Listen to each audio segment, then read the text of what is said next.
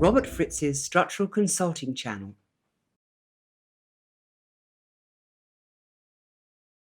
What this is. We present full structural consultations, ones that change people's lives. The idea behind this channel is for you to witness a completely different understanding of the human condition. Here are a few things to know. Structural consulting is not therapy. It is an exploration of the underlying structures in the client's life that produces predictable patterns of behavior. What is structure? Structure is a combination of elements that impact each other. In these sessions, the client's structures are a combination of what they want to create, how reality actually is, and the various concepts that they have. The concepts clients have are usually hidden from them, but these concepts have impact in influencing the client's life patterns. A change of structure will cause a change of the client's patterns. The principle. The underlying structure of anything will determine its behavior. The process involves seeing the actual patterns in the client's life, which leads to a better understanding of the client's underlying structure. The sessions last between 1 or 2 hours. We suggest that if you do decide to watch them, do so when you have time to see the entire process. If you want to see more structure consultations, subscribe to the channel. And here is the session. What would you like to talk about? Well, you mentioned about the stories and how that relates to your life and that sort of things. You know, how it, because a friend of mine, Adrienne Carter, she coaches me actually. I've done a lot of William's work, you know, William Whitecloud. Yeah, right. So I've done a lot of his stuff. And some Chris, I can't remember his name now, Chris, I'm sure you know who I'm talking about. You're Not Broken. You wrote the book, You're Not Broken. I actually. Yeah. Anyway, so Adrienne referred me to you because she's obviously coaching me, and yeah, she said it's worthwhile. Yeah, okay. Doing that session. What I'd like to do though is in the stories that you sent me, there wasn't enough detail. I didn't get or what the next step was, what the next step. So why don't we do that? Okay. And as we do that, I'll work on describing the pattern. Sure. And see where it goes. So, and here's the thing: pick something that's typical, the kind of thing that happens in your life versus something that happened once. And right. Okay. Be very clear that the story's over, that you're no longer going for it. Yeah. It's completely over. Yeah. Okay. And that you were clear about what you were after when you began. Yeah, sure. Okay. Okay. Okay. So, do you have a story like that in mind? I can only think of like the second one I sent you about really wanting to get a client, and then getting the client. Okay, let's start with. I don't know if you want something more personal though. Well, it's about things that happen to you in your life. So there are two patterns. One is you're advancing, and then the other is the oscillating. Yes.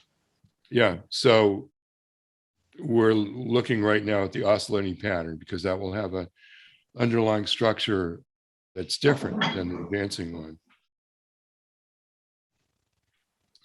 Okay, well, let's try the client one. So you wanted the client. What's the first thing you did after that desire?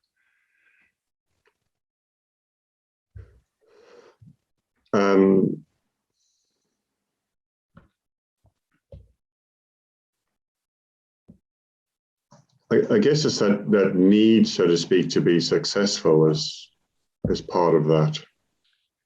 That doesn't tell me the action you took. It tells me the explanation of the action you took.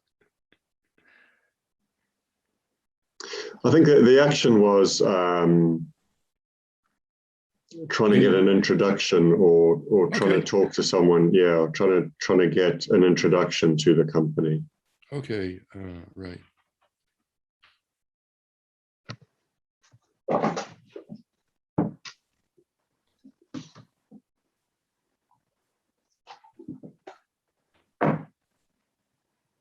Then what happened?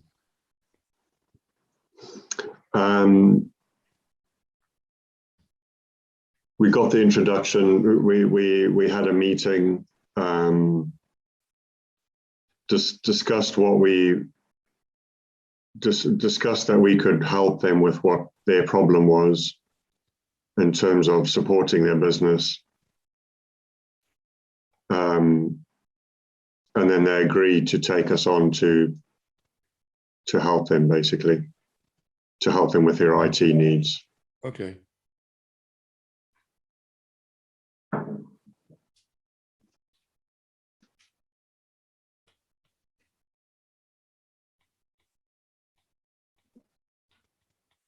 Okay, and then what happened?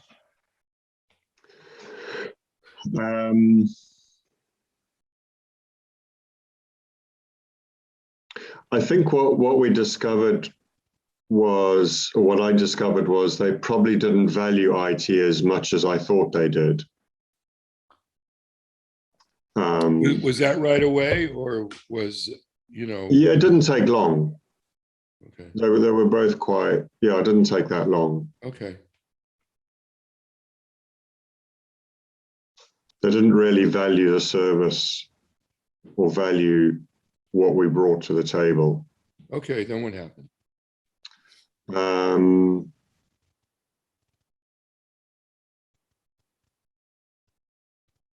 You try to bring it to their attention? Yeah, I'm just trying to think, because I'm thinking of two stories at the same time. So, or two situations. I know. I think of one.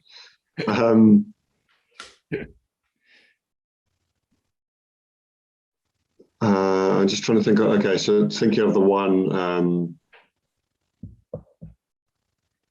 we'd done some work and they hadn't given us the right information, and that caused a few issues because it took us a lot longer, and then they wouldn't pay the difference, even though they had given us the wrong information. Okay. And we just seem to run into issues. We just seem to run into issues that we don't normally run into. Okay, then what happened?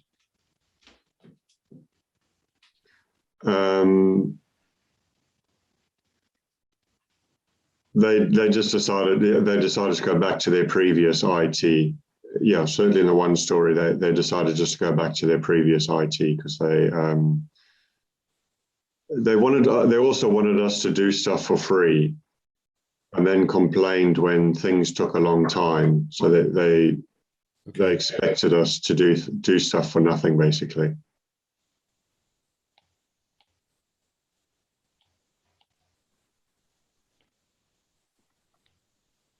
And you said no to that? Yes. Mm-hmm.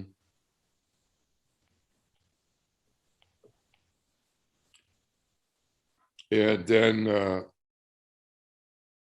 after that, they just let you go? Pretty much, yeah. When you say pretty much, was there something in between, or how did it end? I mean, how did they give you your services are no longer needed, or they never called, or? Yeah, it was probably a case of just saying, yeah, we don't need your services. We're going to go back to our other IT company. And yeah, I mean, I was trying to get something resolved. My main issue was to get resolved was that they'd given us information. Mm-hmm. We'd spent a lot of time, you know, fixing things on their behalf. We'd averted a disaster because we'd discovered that they'd given us the wrong information. But they didn't understand that, and they were like, "Oh no, don't worry, we'll sort that out." Oh, wait a second. You diverted a disaster? Yeah. So. Okay, wait. You didn't talk. Okay. About it. I need to add that.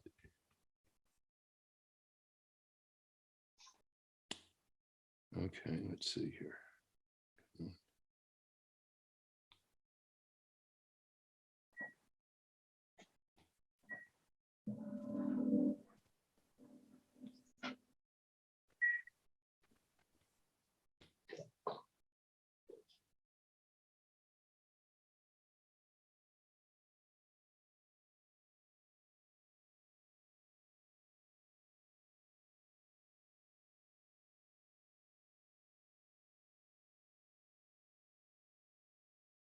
Okay, I'm almost there.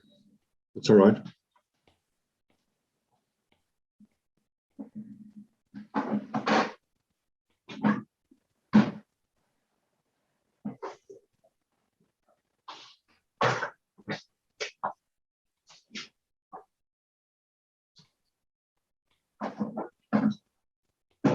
Okay.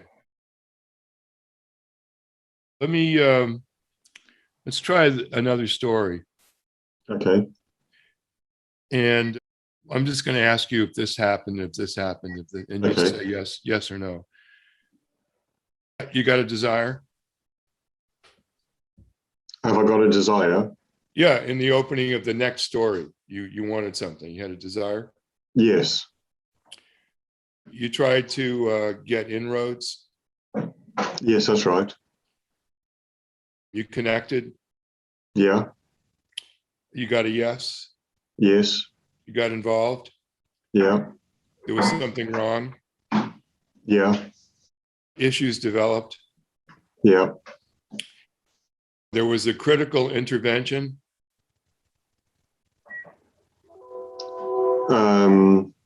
Yeah, I'd say so. Then demands were made, Yes. and you said no. Yeah. And either you quit or they quit you. Yes. Okay. Let's try another story that's different. Not maybe not a business story, but Okay. and don't try to fit it into what I just said.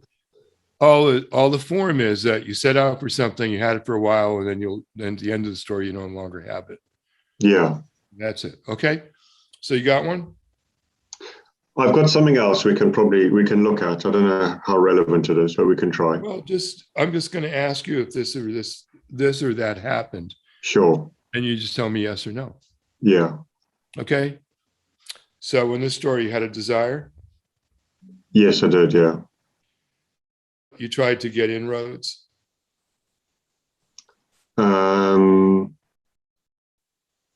Yeah, I would say so. Yeah.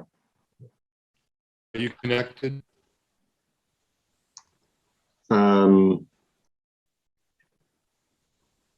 Yeah, I would say so. Yeah. You got a yes.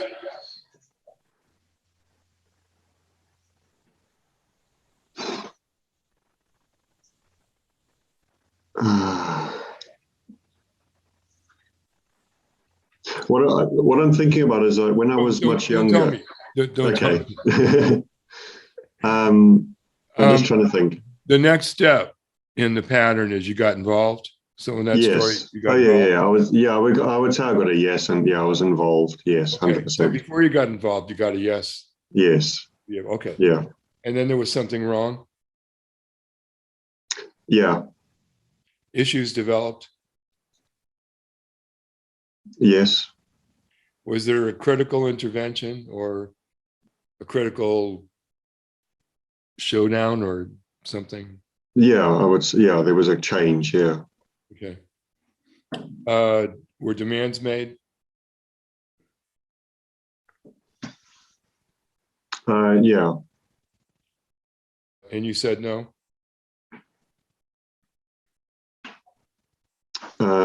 Yeah. And then you quit, or it was Yeah. over. Yeah. Okay. So even though the content of the story may have played differently, the circumstances might have been quite different. The Yeah. actual steps in the pattern, you did them all. Yeah. Want to choose another one? Yeah. Okay. Again, don't tell me what the story was, but Sure. just do the same thing. Yeah. Okay. You had a desire. Yes. You tried to get inroads, Yes. and you connected, Yeah. and you got a yes. Yeah. You got involved, Yeah. and there was something wrong, Yes. and issues developed, Yeah. and there was some kind of critical. I wrote it. I may have written it too specific to the first story, what I wrote is critical intervention. But it seems to me in that part of the pattern, there's something critical that happens. Well, something happens, yeah. Something significant happens, yes. Why don't I call it, well, in this story that you're thinking about, something happens and you tried to fix it? Yes. Was it an intervention or was it a different kind of fix? In this story I'm thinking about, there was an intervention, yeah. Something happened that was out of my control. Okay. I'm going to leave it as critical intervention for now. Okay. But that may not be exactly the right description, but we know right at that point in the pattern, yes, something happens. That's traumatic. Yes, exactly. Traumatic, yeah, 100%. traumatic Yeah. moment.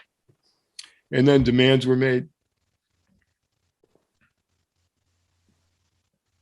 Now, just to tell you that it could be you making the demands too. Yeah, sure. Okay. Yeah. Yeah.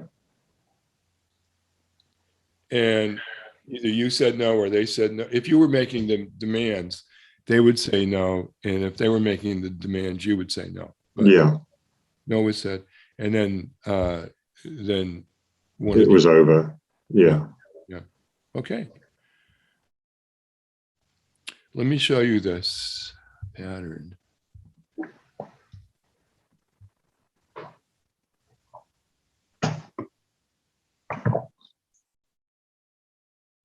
Pardon my writing here. It's all right. This could probably be written better. Oh, come on.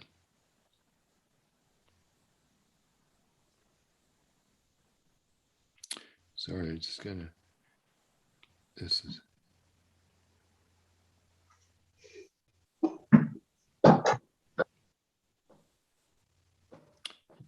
So you have a desire, you try to get inroads, you connect, you get a yes, and you get involved. There's something wrong, issues develop. There's a critical intervention or there's a dramatic moment there, something happens. Issues develop, critical intervention, demands are made, no is said, and then it's out. Yeah. Okay. The first story, how long, over what period of time was that? I think that was only like about 2 or 3 months. Yeah, maybe about 3 months. Yeah, it was quite a quick turnaround, the first story. Second story, how long was that? Maybe in about a year. Mm-hmm. And third story? The third story was over a few years. Mm-hmm. And was there a fourth story? I think. Yeah, there was a fourth story, was also over a few years. Yeah. Yeah. Okay. So you see, it's the sequence of events in structure. It's not how much time it takes. Exactly. Yeah. Yeah. Could happen in 20 minutes. Could happen in 20 years. Yeah. And when there's a pattern that's in place for a long period of time, some of those steps move very slowly. And you don't really know you're in a pattern because it's just moving so slowly. Yeah. Yeah. Okay. So now that we've said that, what do you want to talk about? Well, how I don't know if fixing is the right word, but yeah, how it gets fixed or how it gets resolved to not get in that pattern. Because I gave you my story, obviously, of how I've gone after something and got it. So I was trying to do more of that in my life and get that end result, I guess. Well, the structural reason is that you have some kind of concept in play. Yeah. that at this point you probably have as invisible. It's an invisible thing. What we need to do is just find out what it is that you have going on in those kinds of patterns. Yeah. When you first try to get the inroads and you connect and so on, what is it that you're thinking? I mean, besides that you want the gig.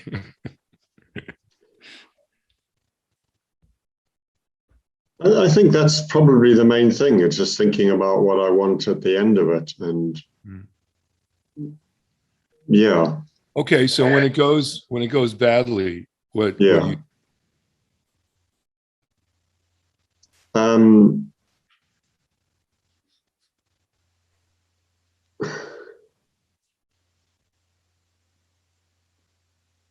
It's almost like a giving up. You know, it's almost like, you know, you kind of hit a hurdle, and rather than push through, you just kind of quit, basically. Near the end, what is it that you think? So I think what's happening is that something comes up, some big problem comes up, and I quit rather than finding a solution. And give up on what I want. Is that okay or not okay?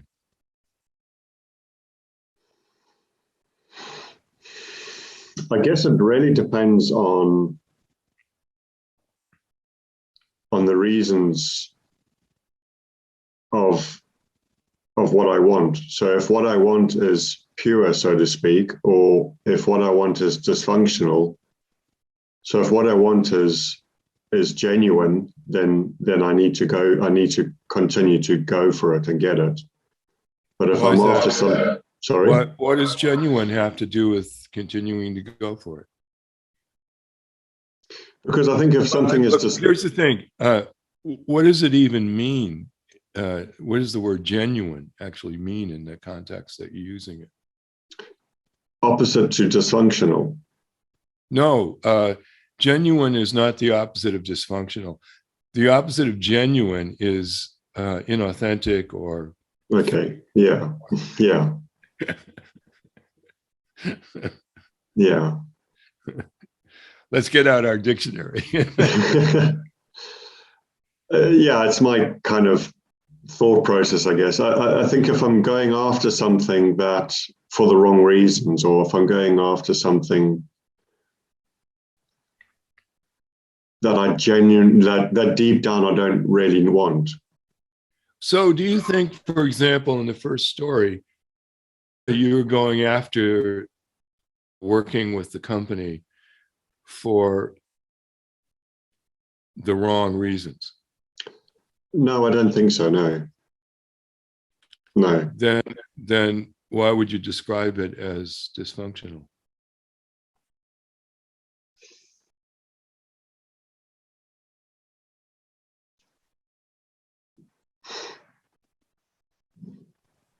I kind of, if I'm honest, I see your point. I don't think it was.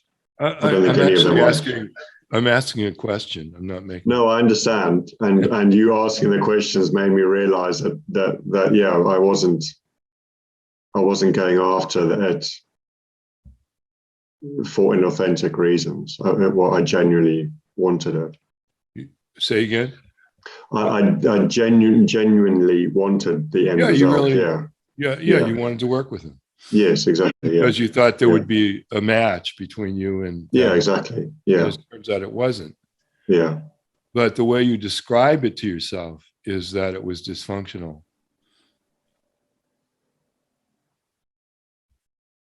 Yeah. Why do you describe it that way? I think because recently I've discovered things that I've wanted, things that I want to go after are based on my dysfunction rather than because I genuinely want them. What does that even mean? It means that So I'll give you an example. So like one of a big thing that came up for me was being president of Zimbabwe for argument's sake. So that's a massive thing because Zimbabwe is it's a country I grew up in, and it's got major issues and has had for many years. Mm-hmm. So I wanted to do that because I wanted to fix the country. Yeah. And I felt responsible for everyone there. So that my need for that end result of being the president or prime minister of Zimbabwe came from a dysfunction that I was responsible, and it's my responsibility to fix it. What I'm trying to do is help you think through the whole proposition rather than labeling it dysfunctional. Sure. You label it dysfunctional, you stop. Yeah. You say, well, just, it really sucks to think that. No, I think it's. So look, I mean, here you were actually seriously considering politics in Zimbabwe. Yes. And when you were thinking about it, how in what ways were you thinking about it? I mean, what were you conceiving of? It was like, how do I get support? That's like the logistics of it. How do I? Yeah, so logistics. How do I get support? I don't live there currently, so how do I get back and not get killed, because that's generally what they do to competition. How do I keep my family safe? So yeah, I was thinking about lots of logistical reasons and issues and that sort of thing about how I build up You're not describing how you were thinking about it right now to me. You're describing the challenges that you would have to go through if you were to really pursue it. Yes. What I'm actually after is the motivation for pursuing it versus the challenges you would have to overcome. Why did you want to, why were you considering this to begin with? I mean, the motivation was to fix it, was to fix a really big problem. That was like the biggest problem I could. And why was that of interest to you? Because I could help a lot of people by doing that. And why is it of interest to you to help a lot of people?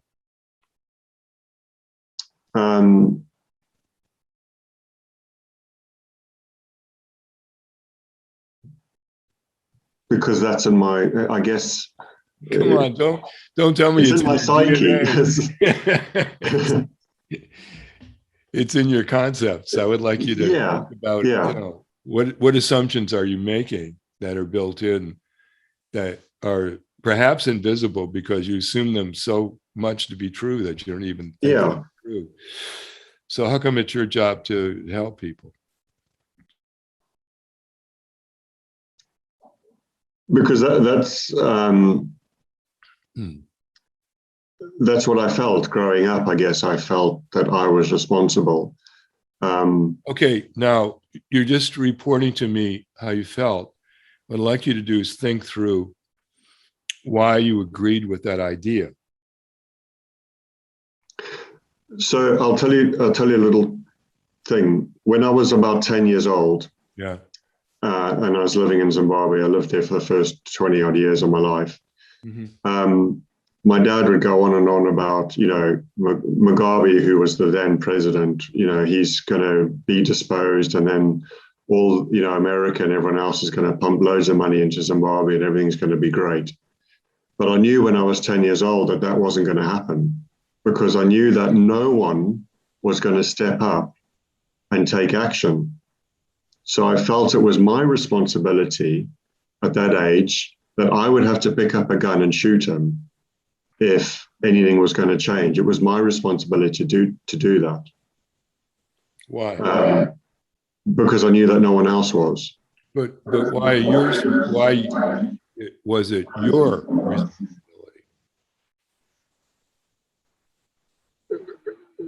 Perhaps to appease my father. I don't know, is the honest answer. Your father wanted you to go and kill him? He didn't want that, but he was complaining about it. So for me to solve his problem, I see. that's what I felt was what I had to do. Why did you need to solve his problem? Why couldn't he just have his problem and leave it at that?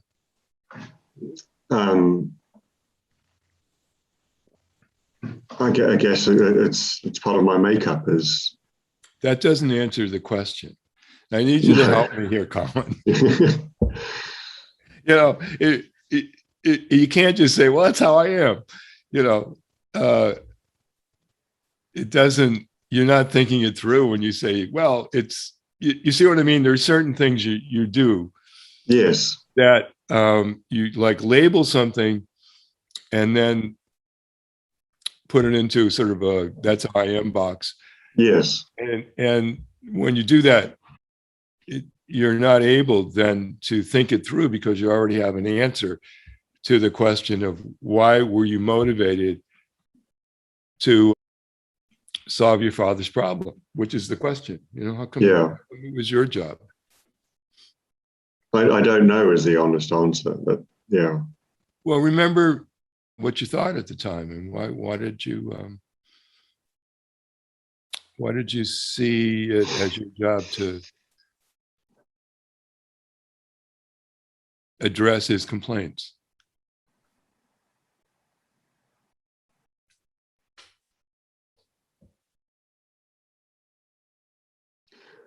Perhaps I felt he was going to complain forevermore. Well, he might. So how is that your business? Well, it does my head in. Does your father still complain? Yeah, I stopped listening a long time ago, but yeah. Okay, so at some point he's still complaining. Yes. But you didn't listen to him anymore. Yeah. Yeah. Yeah. Okay. So the actual motivation was not to make the country right, but to shut your father up. Yeah.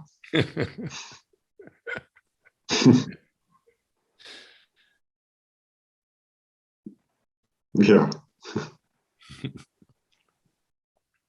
Okay, now let's really dig a little deeper into reality.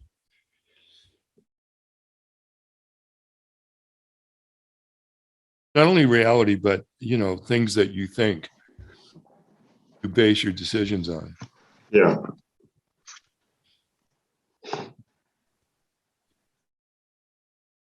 We begin with you were seriously thinking about your position in relationship to Zimbabwe and how you could help. How long had you thought about that?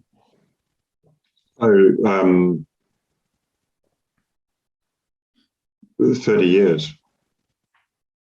Now, if you had accomplished it, let's say you wave a magic wand, you were able to do that. Besides the consequences of doing something that's that good, what would it mean to you?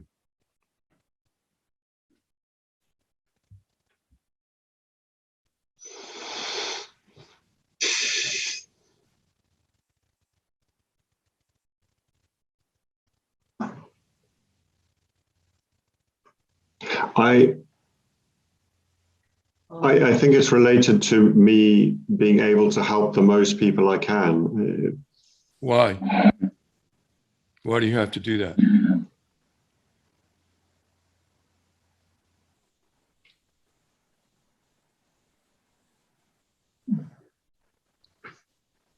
Let's say, just for to see the contrast, let's say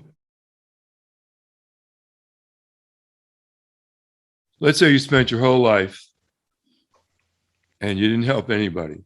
Would that be okay? It will be now because I've realized that.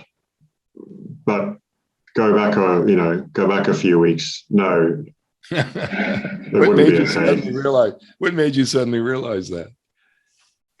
Just because I'm doing work on myself, and I realized that was something that I was focused on, was that I felt responsible for everyone else, and I felt it was my job to fix everyone and fix everything for people. So now you don't have to. I mean, there's always obviously remnants of that, isn't there? But I'm aware of it. I'm aware that that's something I try and do. But are you aware of why you try and do it? No. Hmm.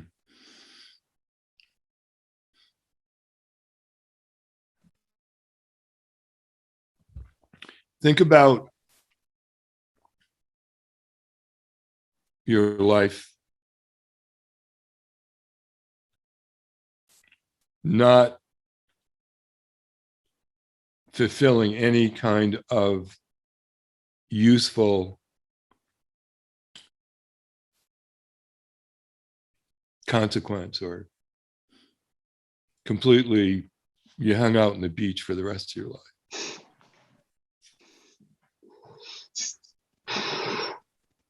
Okay or not okay? Probably wouldn't last a day. Well, that's not the question. The question is, would it be Sure. okay? So no, it's not okay. Yeah. And why is it not okay?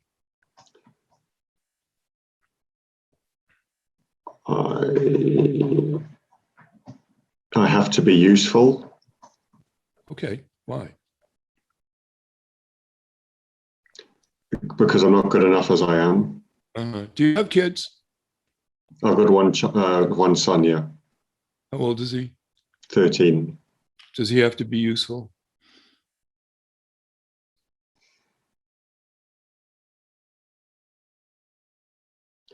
I wouldn't like it if he did nothing. If he lay on his bed all day, I wouldn't like it. It would. I would struggle with that. Well, here's the question. Would you want to impose on him that he in his life has to be useful? Which is different. No. What you did, by the way, was you went to, he's going to be a slacker for the rest of his life, and you wouldn't like that. No. Okay, but that's not really the question. I mean, the question is, does he, he's 13, so he's not an adult yet, but when he grows up, do you think he's free to do what he wants, or does he have Yes. to? Yeah. Okay, but that's not true of you, though. No. So what's the difference between him and you? How come you get a job to do in life and he's free to live his life the way he sees fit? I guess for me, I need that sense of achievement. I crave a sense of achievement every day. To look back and say, this is what I've done something useful today. I'm living my life to my fullest. Why does that matter? Possibly because going back to when I was a child, my dad wouldn't let me lie in the bed and do nothing. He always wanted me outside doing stuff, and always had to be doing something. Did you ever disagree with your father about stuff when you were 10? No. You agreed with everything he said. You never thought, in this particular area, Dad's not got it right. In my head, I would disagree with him. Yes, I wouldn't say it. Well, I mean, all I'm saying is you didn't agree with him all the time. Correct. Yes. So sometimes you agreed with him and sometimes you didn't. Yes. So it was up to you what you said yes to and what you said no to.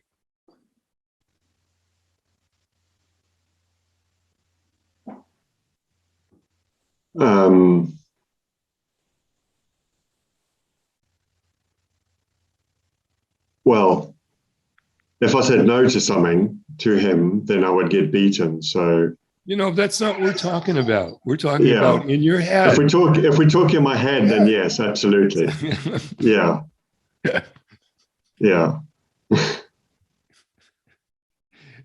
You know, you I guess you're an engineer, right? Yeah. Okay. It's a very engineering thing you're doing. You're looking for the exception to the rule that you can go and argue with. Yes. You know, but if you look at really what happened, there were some things you agreed with, and sometimes you didn't. Some things you didn't agree with. Yeah.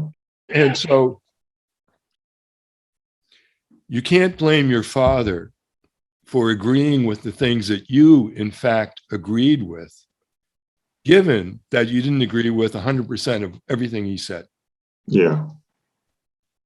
So you can't blame him anymore because No.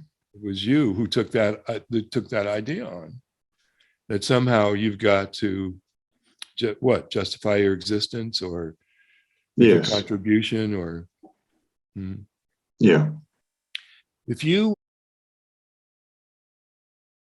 you were able to take over Zimbabwe and clean up the whole country and, you know, et cetera, how, if you did that, I mean, this is a thought experiment. Sure. How would that justify your existence?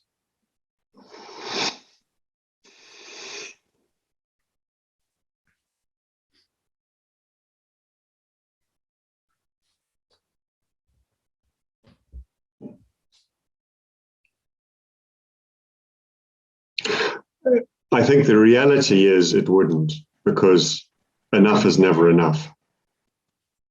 Yeah. So, yeah, it doesn't matter how much you have, you always want more.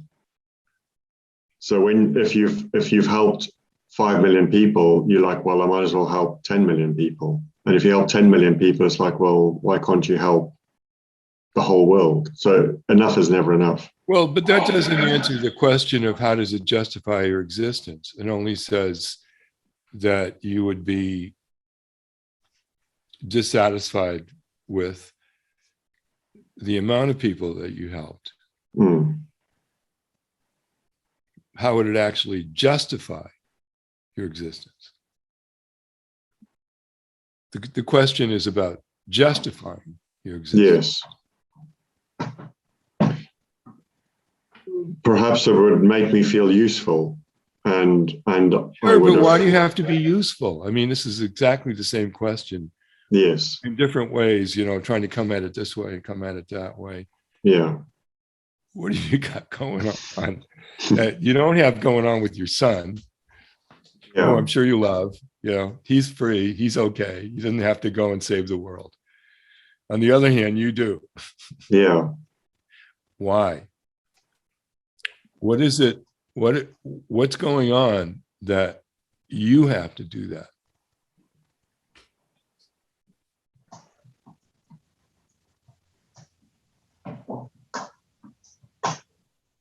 It's not being good enough, I guess, as myself. I just feel. So if you then helped a lot of people, you'd be good enough? In theory. What about in reality? You know, like reality? Well, like I said, I guess, yeah, like I said, in reality, when is enough, you know, is there really that point where you go, I've helped this number of people, therefore I'm now useful? Because enough is never enough. So is there ever a point? Well, the answer to that, of course, is no, given the premise. Yes. Yeah, but we're trying to find out the discrepancy between your concept, yes, and reality itself. See, in your concept, I don't know whether it's about the way you think about yourself and to compensate for how you think about yourself, or whether it's you think you have to fulfill a purpose and justify your existence. And those are two candidates, by the way. I definitely feel fulfilling a purpose. Well, do you in fact really have to, in reality? I don't know if it's about legacy, because something is, I've always... Look, I didn't ask you anything other than, in reality, do you have to? So I'm not going to let you go somewhere else. Yeah. Your engineering head going, okay, well, how about this one? So in reality, do you have to fulfill a purpose? In reality? No, in reality, I don't. Mm-hmm.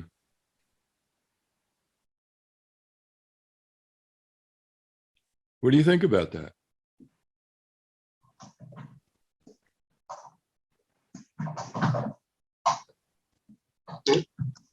I have a conflict against it. I feel conflicted. But look in reality. Yeah. You sure you have a conflict because you got this big concept that says you got to, like save the world. Yes.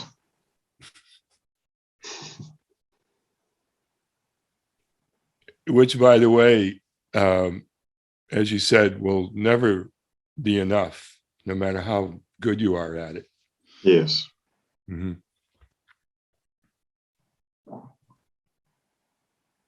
It's freeing to not have to be useful and all the rest of it. It's freeing to take off that pressure. Well, of course it would be, and but if you live in reality, it's different than living in this concept that you have. Yes. Okay, so I'm looking at your pattern, and I'm thinking about when you went into that company, the first story. Yeah. And if let's say that right from the beginning, your motivation was not only to have a good client, do good work, offer professional services, and so on and so on, but to really fulfill your purpose in life, which is to do good things, save the world a little bit at a time. Yes. Your skills. Yes.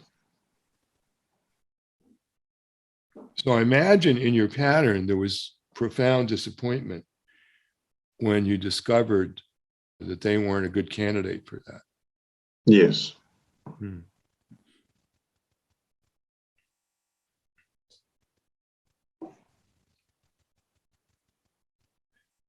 I'm going to. Do you know my books, by the way? I do. I haven't fully read them, but yes, I do. Okay. So one of the things I talk about in terms of structure is that we have it's called a dynamic urge, which you can be anything from appetites to aspirations and values to vague longings. Yeah. There's a current reality, and then there's concepts.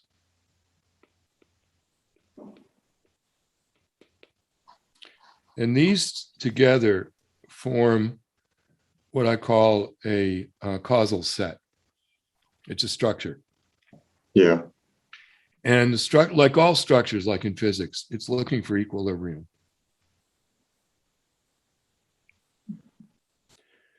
And so when do you know my rubber band thing with the two tension resolution systems, which are mutually exclusive. So as you move toward what you want, and let's say here's your concept, and here's the outcome you want. The tension is more pronounced here, and the path of least resistance is to move away from what you want. Yeah. If we go here,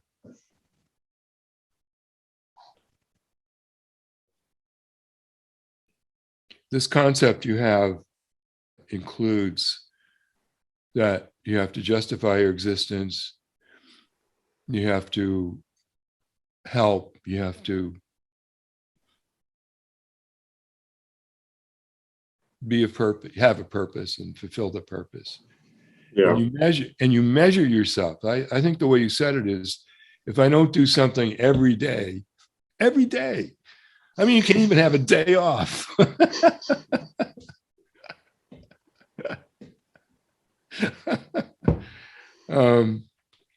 So what happens though, if we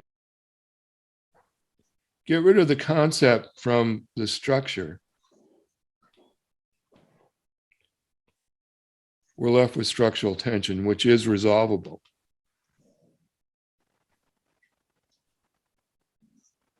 But that requires living in reality. So let's kind of think through the proposition of, first and foremost, can anything you do ever justify your existence? Or does it turn out you actually exist?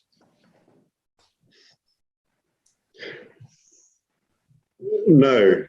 Probably nothing will justify it, because, yeah. Take away the word probably and see if you can say that definitively or one way or the other.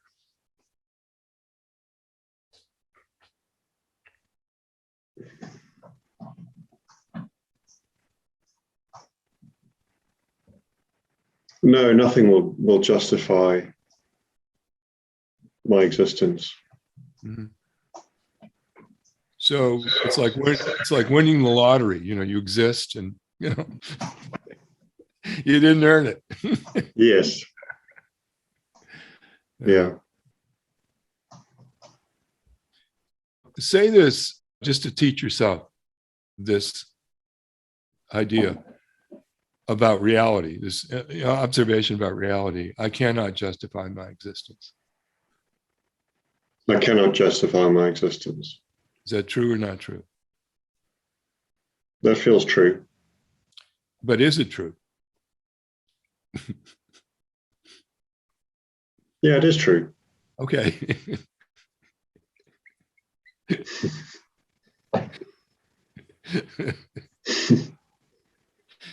You know, there's a difference between it feeling true and it being true.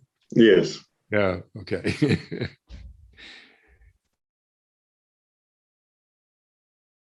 In your life, is there anything you have to do?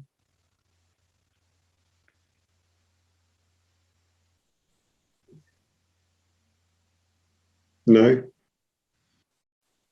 Okay. I want you to say this. There's nothing I have to do.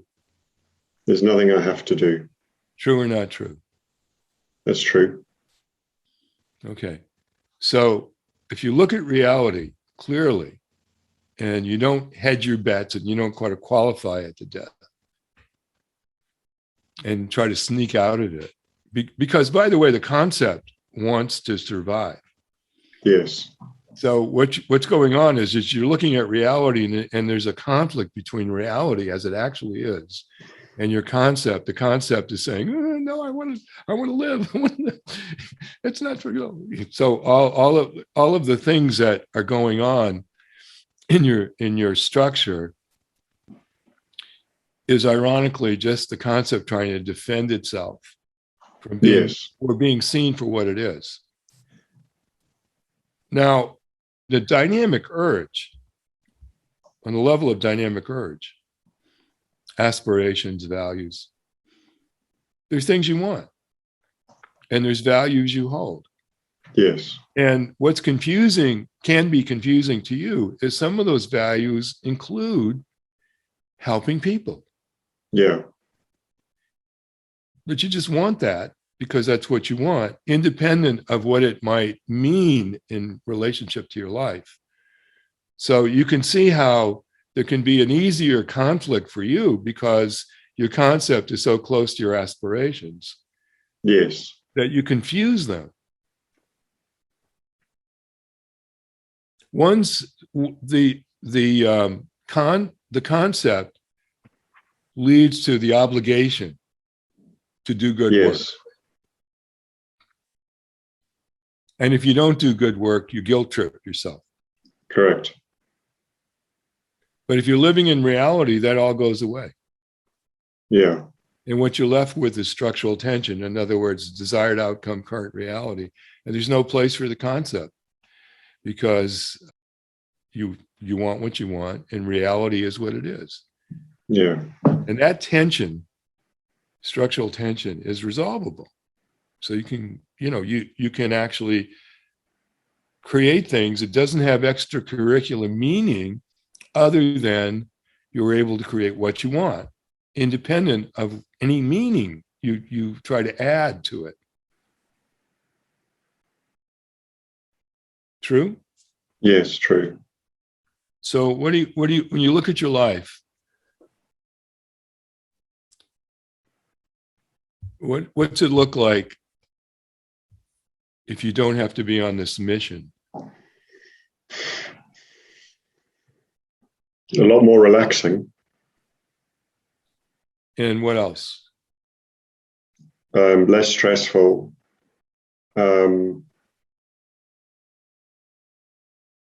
I'm getting the feeling, I'm getting that it will be, I can be more creative because I'm not attaching things to what I'm doing.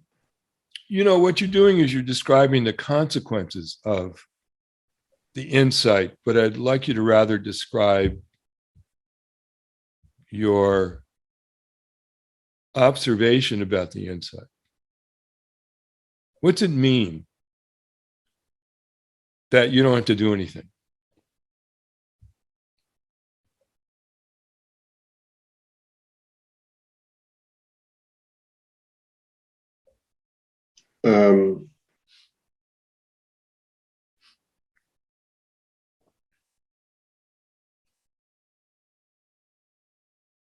I can only envisage consequences like, yeah. Well, think about it this way. Up to this point in your life, there's always been this dynamic that no matter what else you did, you had to really do something worthwhile. Yes. And if you see that that's not true,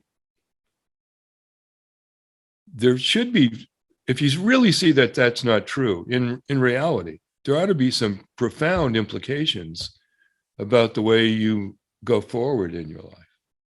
Yeah. Not just all the good stuff that will come from it. It's not about the benefits. It's about whether it's true or not. It's like truth for truth's sake, not truth because I get this and that out of it. Sure. Now, of course, there are wonderful benefits to being free and, able to pursue those things that matter to you, organize your life around those things that matter to you. But I'd rather have you thinking about what does that mean in your life if you no longer have this mission that you have to accomplish? It means I can do whatever I want to do. Right. How's that feel about being able to do whatever you want to do? Independent of anything it might mean.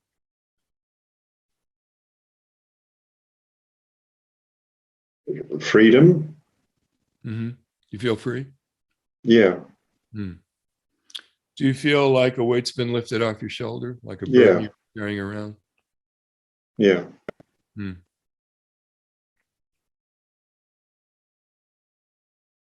Yeah.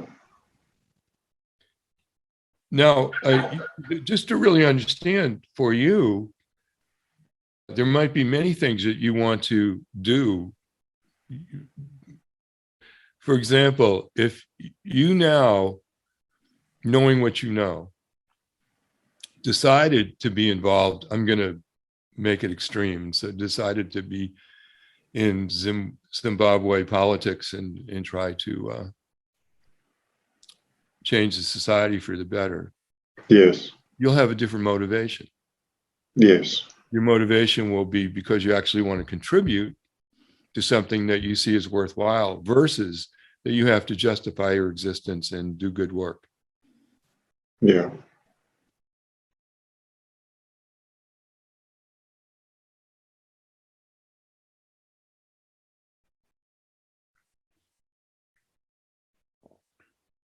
Yeah, that's a big difference.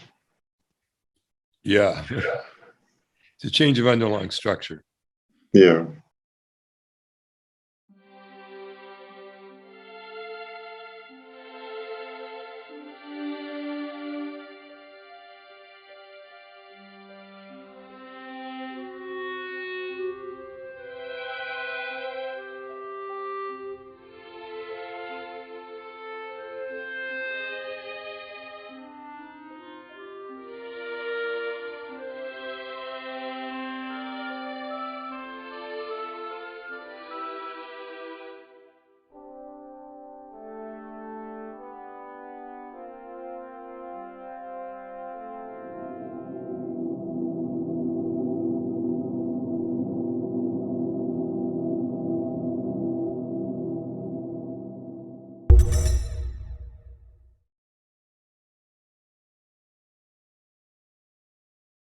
Up to now, you have not been able to organize your life around what matters to you. You've always had the extracurricular motivation of justifying your existence through fulfillment of purpose. Yeah. Yeah.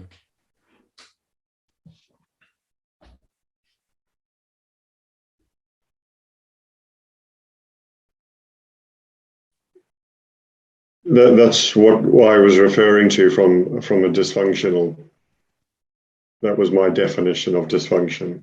Oh, it's tremendously dysfunctional, but you can't get there by just calling it dysfunctional, because Yeah, then sure. what you're doing is then you're trying to outlaw it and change your behavior without ever changing the underlying behavior. Yes. So I can still do the same things, but I just do them for a different reason, because I want to do it. Purely Well, because I want to do it. You could certainly do what you want, and that might include things that are helpful to others, but not because you have to. Yes. You're just doing it because you actually authentically want to. It's not to make up for something else or to. Yeah, exactly. Yeah. Yeah. The reason why you're feeling a burden taken off your shoulders is because up to this point, you've been feeling chronic stress. And this was explained to us by Dr. Anderson, who is my co-author for Identity, my book Identity, our book Identity. And because for years we've noticed that when people have a change of underlying structure, they feel free, they feel like a burden's been taken off their shoulders, often feel energy flowing through them. It's all kinds of stuff. By the way, they also feel disoriented. Like you land in a foreign country, you don't speak the language. Yeah. And he explained to us the reason is that the stress responses, he said, our ancestors, when they saw a saber tiger, the adrenaline would flow, which motivated them to run away. But about an hour later, it should be back to normal. It should be neutralized. Yeah. But chronic stress, it never stops. It never goes away. There's always this,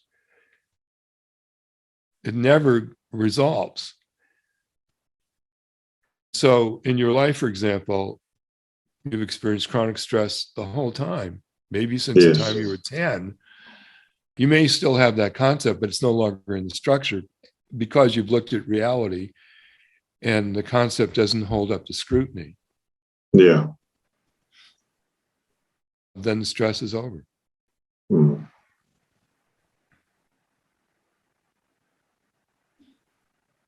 So what is it that you have to do in your life?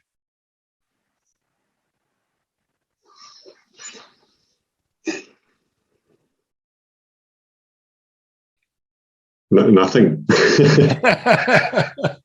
Ta-da! Yeah. So if you're doing something, it's because you want to, not because you're, Yeah. I don't have to do anything. Yeah.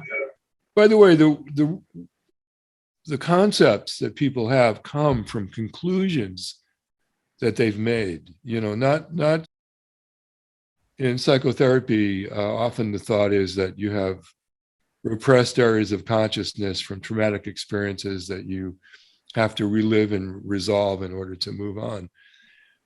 But that's generally not true. Generally, it's not the experience itself, it's the conclusion that people make from having such experiences, like a conclusion you made when you were a kid. Yes. That then carried on your whole life up to this point. Yeah. I think we're done. Do you think we're done? Yeah. Don't overcomplicate it. Well, what's there to complicate? I mean, reality, Exactly. Yeah. you don't have to do anything. That's as simple as it gets. Yeah. Yeah. What was it like going through this process with me? Because people watching this will want to know from your point of view what the experience was like. It's you said about lifting a big weight, and it's such, and you talk about chronic stress, and I've been in, unless you've been in chronic stress your entire life, which probably people aren't aware of it. And then you release that, it almost makes you feel ill, to be honest, because it's such a massive release of tension. And allowing yourself to do what you want, because you don't actually have to do anything, but you do things because you want to do them. And it just makes everything a lot more genuine and everything is a lot more fulfilling. Well, it's not so much allowing, it's more a matter of choice. Yes. And choice means you can do it or not do it. Yeah. Obligation is you have no choice, you have to do it. Yes. During the session, were there certain moments of insight, or what was going on in terms of the way you were confronting some of your concepts? Yeah, definitely. About when you talk about, I don't need to justify my life, that side of things, and also not, I talked about dysfunction, but it's not about, it's always looking at what's behind that. It's not just labeling something and then going, well, that's what it is, so I won't do that anymore. So you can still do the same thing. You can still do the same things. I can still live my life the same way I'm doing it now, but I do it because I want to do it, not because I have to do it. Yeah. And that's huge. That's totally huge. It's a big difference. Yes. The motivation for your actions are completely different. Yeah. Yeah. Yeah. And that's, I come from a sporting background, and I always made myself train because I had to do it. But if I do it because I want to do it, it's a completely different thing. Yeah, it's a completely different experience. It also means that sometimes you don't feel like doing it and you don't do it because you choose not to. Yeah. Yeah, exactly. You could have a day off. Go to the beach. Yeah. And you don't have to beat yourself up about it and feel guilty. Yeah, right. Yeah. Yeah. You didn't earn it. You didn't do enough to deserve it. Yeah. Yeah. And I guess it comes just down to being nice to yourself. No. No, that's the behavior. Be nice to yourself. It's about being truthful. Yes. It's truthful is different than being nice to yourself, is like a whole psychological thing. Not probably more self-help than anything. It's not about being nice to yourself. It's about being true to yourself. Living honestly. Because you're honest. Yes. You see what I mean? I keep trying to take it out of the phrases of self-help. Yeah. To put it to functionally what it actually is. There's things you want, and reality is the way it is. I mean, almost period. That's it. Yeah. And the question is, do you want to go after what you want or not? Because that's a choice. And if you do decide, let's say the primary choice, and then there are secondary choices, things you may not want to do that you do on behalf of the higher order thing you want. But it's not a matter of behavior. It's a matter, what generates the behavior is the underlying structure. The structure just determines the behavior, not the other way around. Yeah. So if you translate it into behavior, like be nice to yourself or whatever, you're not able to understand the underlying structure, the dynamic in the structure that in which the path of least resistance becomes moving in the direction you want to go versus, for example, a rocking chair like your pattern is. Yes, it's just taking all the tension out of it. No, it's not taking the tension out of it. It is, there is no tension, stress. Yes. There's no stress because the underlying structure is different than the one that causes stress. I mean, this is something that actually, from an engineering point of view, is pretty consistent in terms of the underlying structure will determine the behavior, right? Yeah. I mean, isn't that what you learned in school? Yeah, exactly. Yeah. Yeah. It's physics, really. So, I mean, my suggestion to you is try to wean yourself off of self-help jargon. So you won't be telling yourself behaviors you should adopt, but rather, but rather think in terms of, here's the outcome I want, here's current reality, what actions do I need to take? And, you know, sometimes they'll work and sometimes they won't. Sometimes you'll learn things and sometimes you'll fail. And it's nothing personal. Yes. Yeah. Do you have any questions for me? I don't think so, no. Okay, well, thank you for being my client. Appreciate it. Thank you very much. I really appreciate it. I appreciate your time greatly. Okay, I'm going to stop the recording and we can say goodbye after I stop it. Okay.